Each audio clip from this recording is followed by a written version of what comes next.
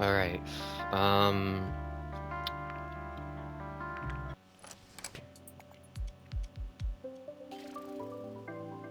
Found a whole building. Yep. Underground. Yep. There we go. Or I think it may contain secrets. Yep. What would you do? Hide in the bunker deep underground. Not sure if I can do that.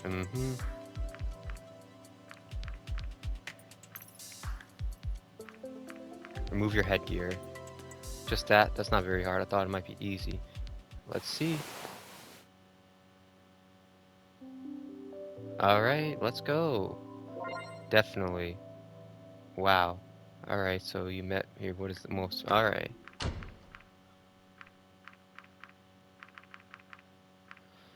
Okay, I'll meet with Anna. Maybe that's wrong. Uh-oh. 3. None. Let's meet with Aiden. Past. Since you already know, it might help you.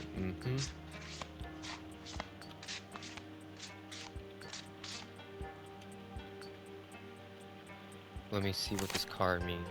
Your past is filled with fire, strife, and conflict, yet, like you steal, you adopted when temper as a result. What didn't kill you only made you stronger. As a result, you grew quickly and become a mature and decisive individual. You know what you want and have the potential to get it. What do you think about that? It's true. If that's so, then it's up to you.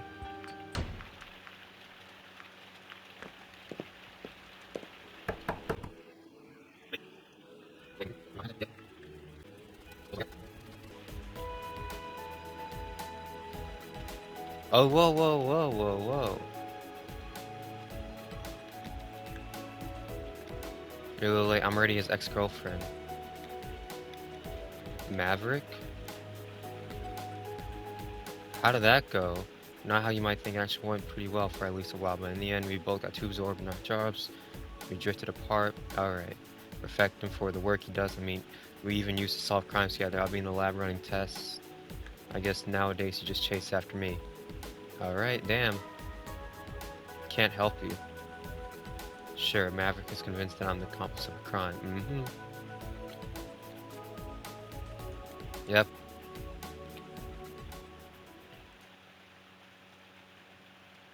He was still relatively new, young and eager to help, then reality came crashing down. There was a serial killer who shook up the town. The victims were apparently eaten. We later found out the killer's actions were the result of a degenerate disease, which brought his fear natural to the foreground. At this point, he was just a wild animal turned into a cannibal that hunted under the shadow of night. Everyone in town was up in arms, terrified that they'd be next. The police did everything they could. A curfew was instated, patrol guards the streets at night, and then they found him munching on his fifth victim. Was not prepared for what he first found. Damn. Stand back, Maverick. I'll handle this. Miles, it was his brother. Step away from the body, Miles. Miles couldn't comprehend the words and only saw rivals who wanted to take away his prey, and he wasn't about to just let that go without a fight.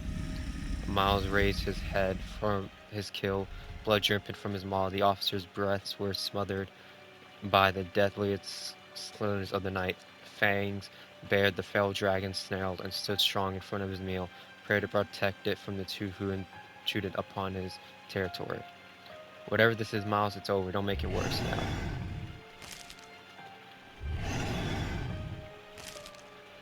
Damn! Their clutched flurry of teeth and claws. Miles had the advantage with his small frame and quick movements and could not get a clear hit. That Maverick didn't know what to do. They rolled on the ground. Miles pinned him and clamped for his jaw.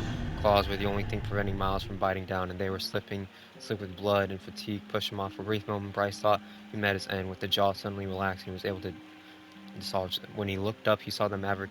He had managed to get Miles from behind. He bit through his brother's neck from above. Blood flowed down Maverick's jaw and over Miles' lifeless body. Bryce had been saved with the young dragon. Empty stare. Damn. Maverick blamed himself for not being taking care of his brother. He knew Miles had problems and was taking medication for it, but he wished he could have done more to help him. The medication wasn't the right one, by the way. Maverick took solace in the fact that he was able to save Bryce, but he's never been the same since an incident. Now he's trying to scrutinize everyone. I'm not sure how that's supposed to help. It doesn't, but now you know why he is. It's not unusual to act like this, so you might as well sway it out. Let's go back to your test results, since you're so interested. Yep. Yep, give me his blood too. Trivia board games. Can you believe it? Sarcasm. I'd be interested to compare your blood to his. Romantic date, of course.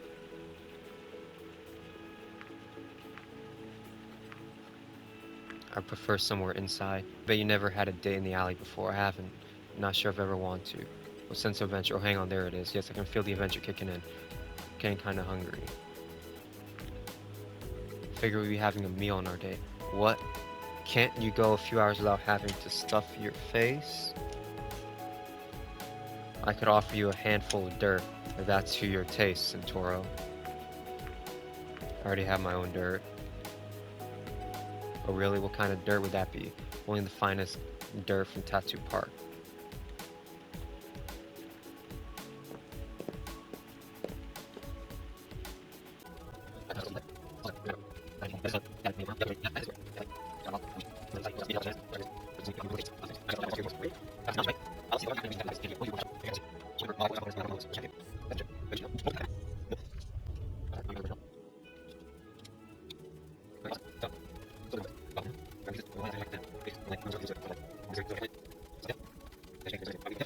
Wait a minute, I got something for you.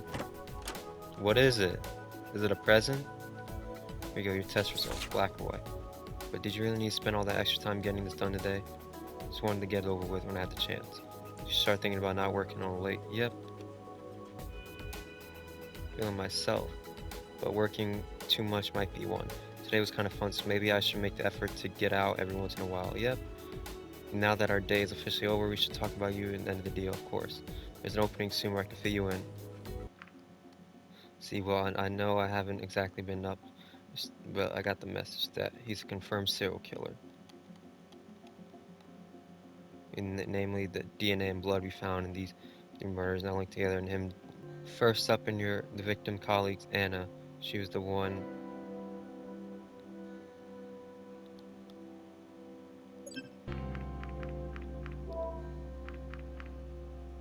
Impressed. Impressed? A store clerk, alright. You did a thing, wait, what? It's payday, Santeoro. Tests are ready, the machines are ready, the lab's free. One more thing I need to get this party started, and that'll be you. Bring your body. You aren't afraid of needles. She's going to go all out.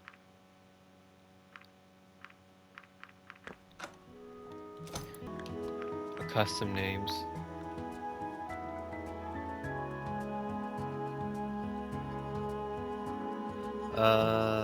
Please kill me. Please kill me. Angel, why didn't I think of that? Ever since I knew about the contest, I've been thinking of this name. What a crazy coincidence. Do you mind if I go with that? Yep. Angel it is. Can I ask you something? Yep, you went to visit Remy Library the other day, right? How do you know that? I was there, Remy told me about everything. I didn't do that. Amelia, oh. Why'd he tell you about that? He's dealing with a lot of stuff, it seems.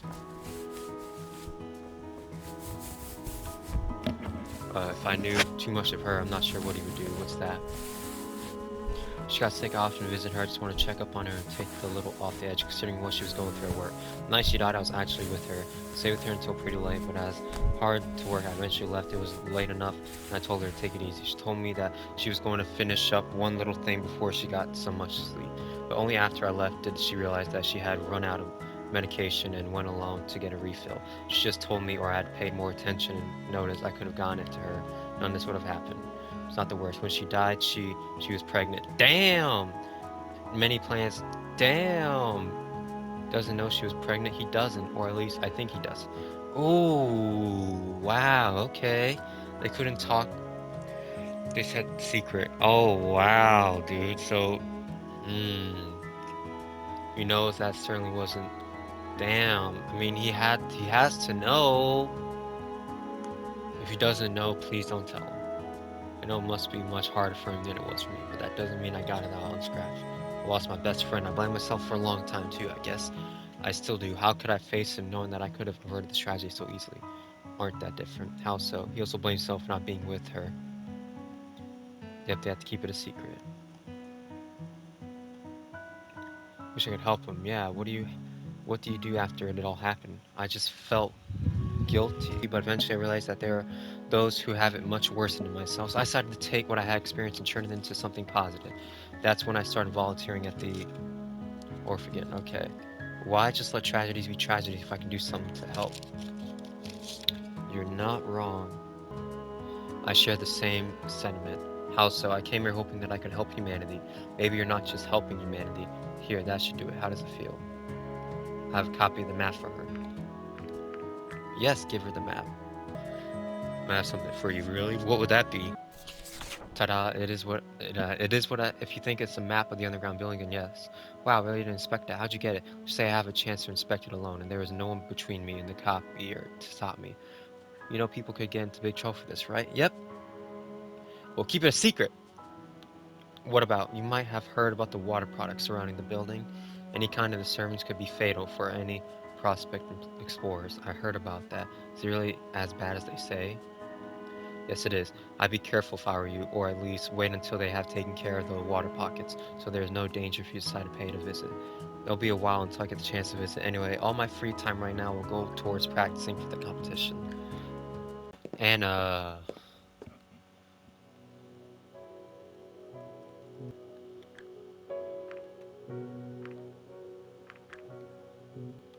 good for you. Follow me, please. Y'all hear the thunder, but it's actually sunny, okay? It's actually sunny right now, but it's just raining and then sun at the same time. It's our testing room. What exactly do you test here? You'll see that soon enough. I tend to use facility. Okay.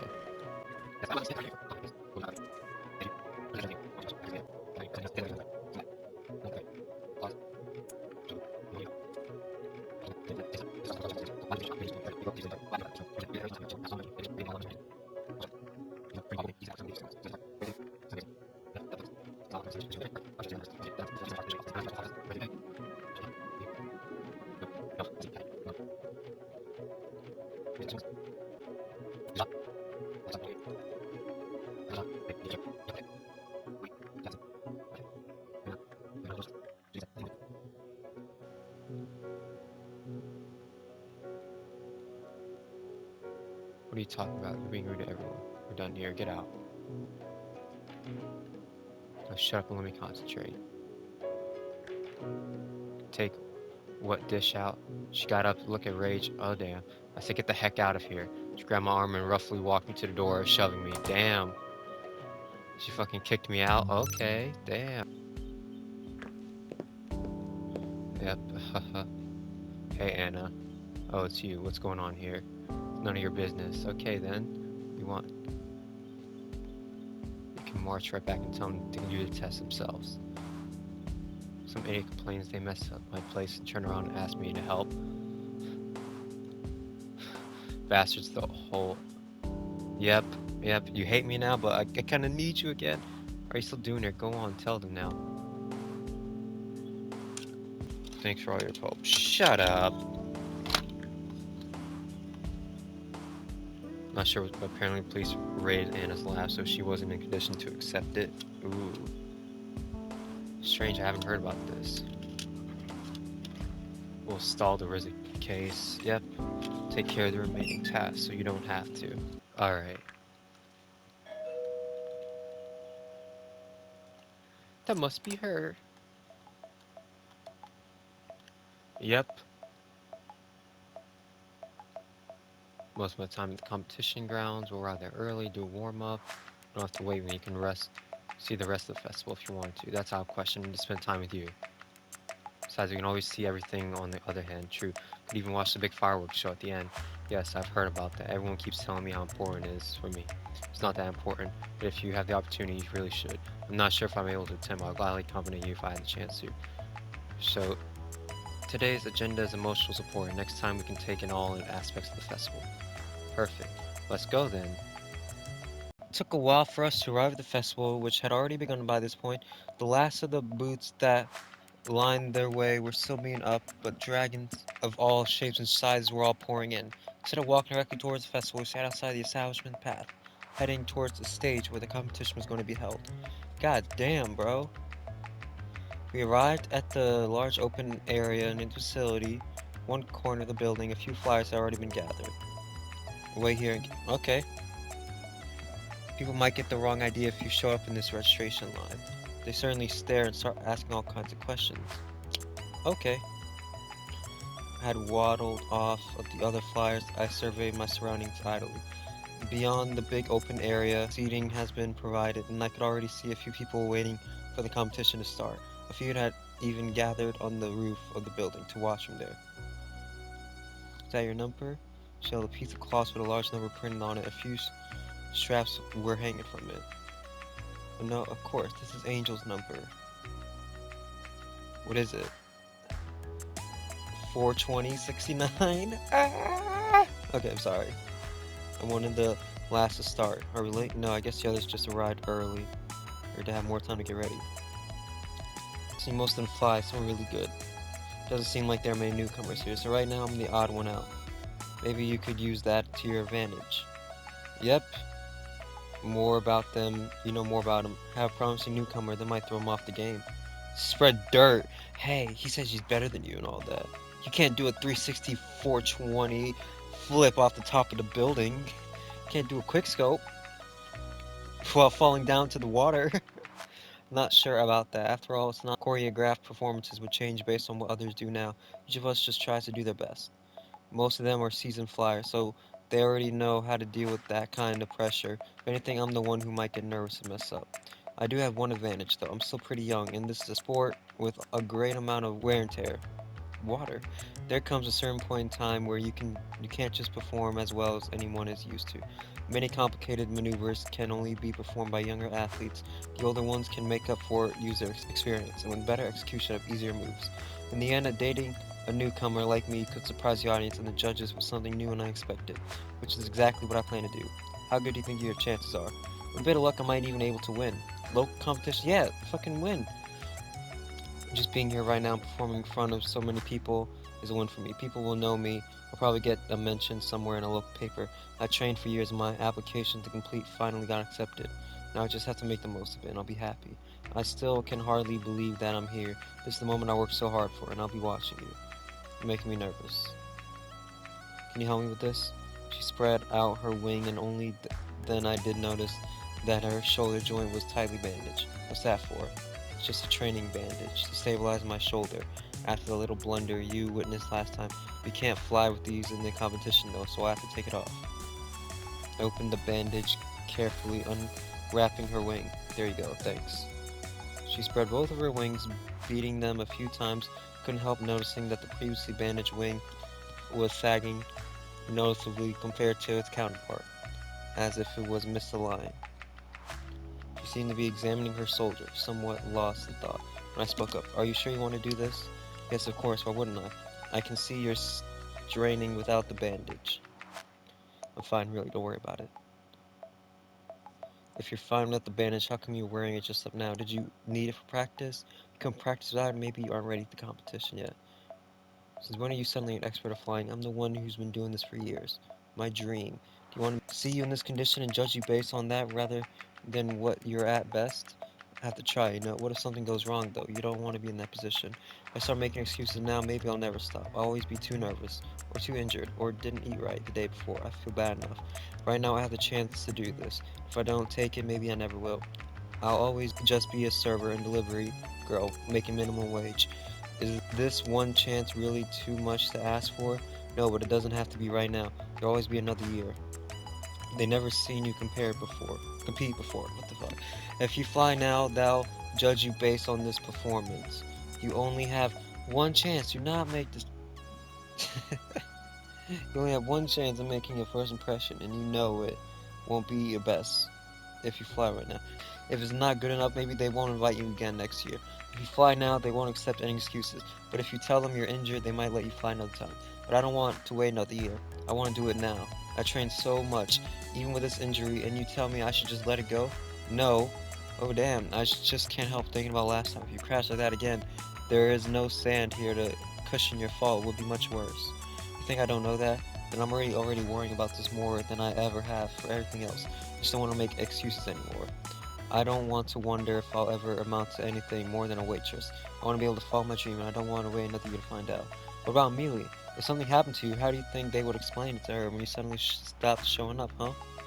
Don't you dare bring her into this. She has nothing to do with it. Uh-oh. Like it or not, what are you doing could have consequences. There are other things besides you who will be affected if something goes wrong. You know what? I'll fly and do the best damn job I've ever done, and that's nothing you can do to stop me. Are you sure about that? She angrily stomped off towards the building where by now a number of contestants have arrived. While I failed to convince her, at least I could say that I tried my hardest to stop her. I asked myself whether I ever want to watch this competition at the point. It's possible that she even do better than expected, but if my experience was any indication, her performance would not turn out well. In the end, I decided to stay and watch for the sidelines. I didn't want to join the rest of the audience, as I was sure it would give me unwanted attention. After the competition started, I lost myself in thought, thinking of the conversation I had with Aiden, watching the other contestants. He had been right, some of them really very good, but based on what I had seen in practice, she did a shot have a shot at winning if everything went well for her. Even though my mind doubted that would happen, for her own sake, I hope it would. One by one, the contestants showed off their skills in a variety of moves, usually followed by the applause of the audience. Eventually, it was time for her turn. Next on stage is number 11, a promising newcomer who will show her skills to the public here for the very first time in her debut performance. Please welcome Angel. There was an excited bout of clapping. The audience was always curious to see a newcomer on the stage. Damn, everyone's still here? Good, now it's bad. A few seconds passed, the Dane still hadn't emerged. An awkward sound set in audience applause, stopped, and everyone sat anxiously, waiting for her to show up. She never did. After half a minute or so had passed, the announcer's voice one more echoes across. My apologies, we will not be flying today. Number 11. Next up is number 12, a certain veteran you may know for somewhat unusual technique. What happened? Before I could even ask myself what happened, I saw Dean walking out of the building and coming towards me. What did you do? Let's just go somewhere else. Uh-oh.